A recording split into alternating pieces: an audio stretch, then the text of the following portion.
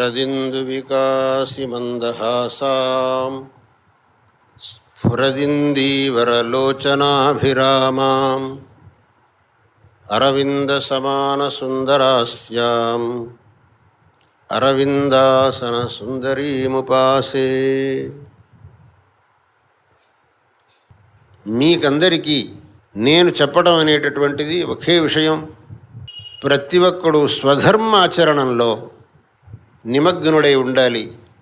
భగవంతుడు భగవద్గీతలో చెప్పినటువంటి శ్రేయాన్ స్వధర్మో విగుణః పరధర్మాత్ స్వనుష్ఠితాత్ అనే మాటను స్వే స్వే కర్మణ్యభిరతః సంసిద్ధిన్ లభతే నరః అనేటటువంటి మాటను ప్రతి ఒక్కడూ కూడా జ్ఞప్తి యందు ఉంచుకోవాలి. ఈ మాటలను ఎవ్వడూ మర్చిపోకూడదు. శ్రేయాన్ స్వధర్మో విగుణః పరధర్మాత్ స్వనుష్ఠితాత్ అనే మాటకు ప్రతి ఒక్కడూ కూడా తనకు ఏదైతే కర్తవ్యం శాస్త్రంలో చెప్పబడి ఉన్నదో దాన్ని యథాశక్తి అనుష్ఠించాలి. తనకు ఏదైతే కర్తవ్యంగా చెప్పబడలేదో దాని జోలికి పోవద్దు అనేది మొదటి మాటకు అర్థం.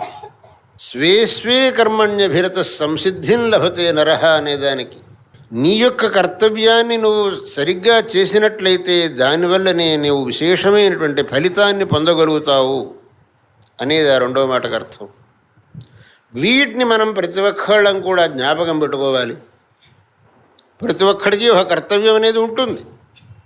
తన కర్తవ్యాచరణంలో ఏ విధమైనటువంటి లోపం రాకూడదు. ప్రామాణికంగా తన కర్తవ్యాన్ని నిర్వహించాలి. దాంట్లో ఏ విధమైనటువంటి అశ్రద్ధను చూపకూడదు సుమా. ఎందుకంటే అశ్రద్ధ అనేటటువంటిది మనకు ఆ ఉక్తమైనటువంటి ఫలాన్ని ఇవ్వటానికి ఒక ప్రతిబంధకంగా ఉంటుంది.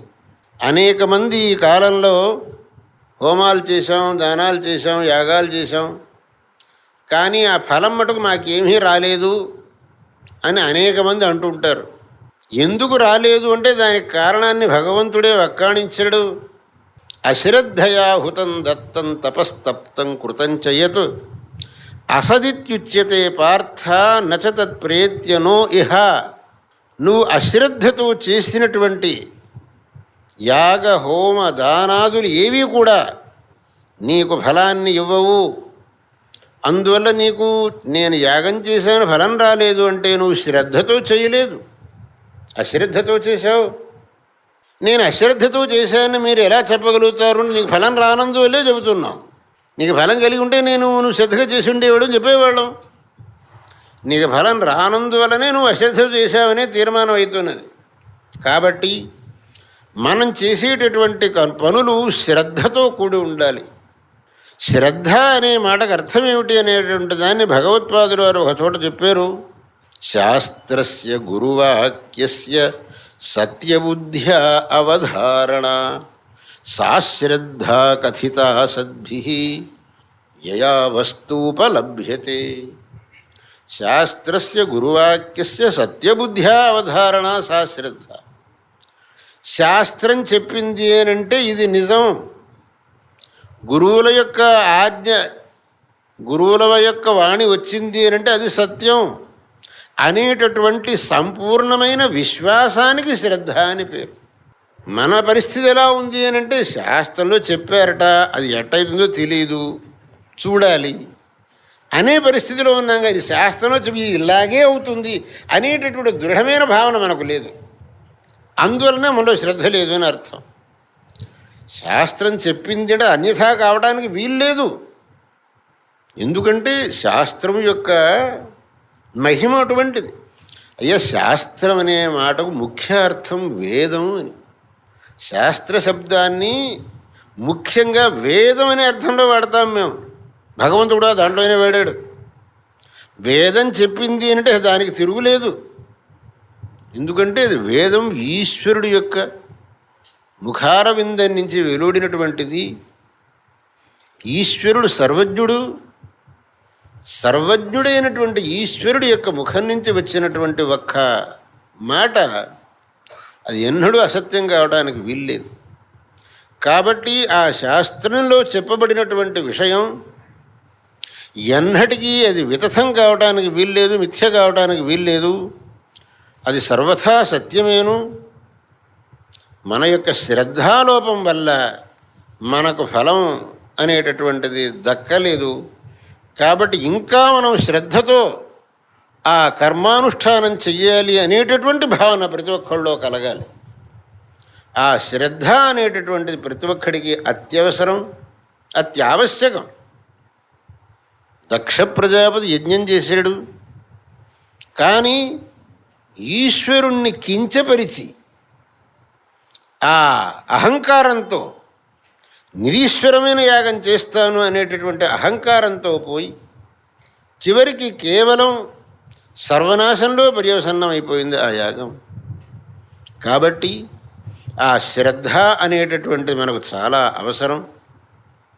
అలా శ్రద్ధతో మనం కర్మాచరణం చెయ్యాలి. దాన్నే భగవత్పాదుల వారు వేదో నిత్యమధీయతాం తదుదితం కర్మ స్వనుష్ఠీయతాం అన్నారు. సు అనే ఉపసర్గాన్ని వాడారు. ఆ ఉపసర్గాన్ని వాడటంలో వారి అభిప్రాయం శ్రద్ధతో అనుష్ఠించు, శ్రద్ధయా అనుష్ఠీయతాం అనే అర్థంలో సు అనుష్ఠీయతాం అని అన్నారు. కాబట్టి మనం అందరం కూడా మన యొక్క స్వధర్మాన్ని శ్రద్ధతో ఆచరించి ఆ శాస్త్రోక్తమైనటువంటి ఫలాన్ని మనం పొందాలి. అప్పుడే మనం కృతకృత్యులం కాగలుగుతాం.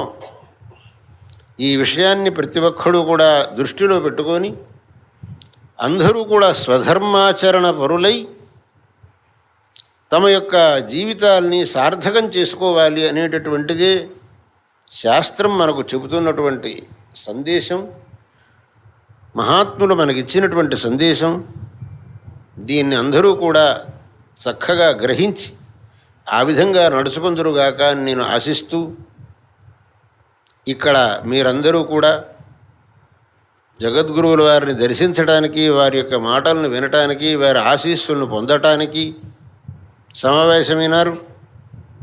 అందుకు మిమ్మల్ని అందరినీ కూడా పరిపూర్ణమైన హృదయంతో ఆశీర్వదిస్తూ ఆ స్వామి సర్వులకు కూడా సత్ప్రేరణను ఇచ్చి అందరినీ స్వధర్మ ఆచరణ పరాయణులు గావించి అందరినీ సదా అనుగ్రహించుగా కానీ ఆ వెంకటేశ్వర స్వామిని మనసారా ప్రార్థిస్తూ మరొక్కమారు మీకందరికీ ఆశీర్వాదములను తెలుపుతూ ఈ భాషణాన్ని ఇంతటితో ముగిస్తున్నాను. హర నమః పార్వతీపతయే హర హర మహాదేవ.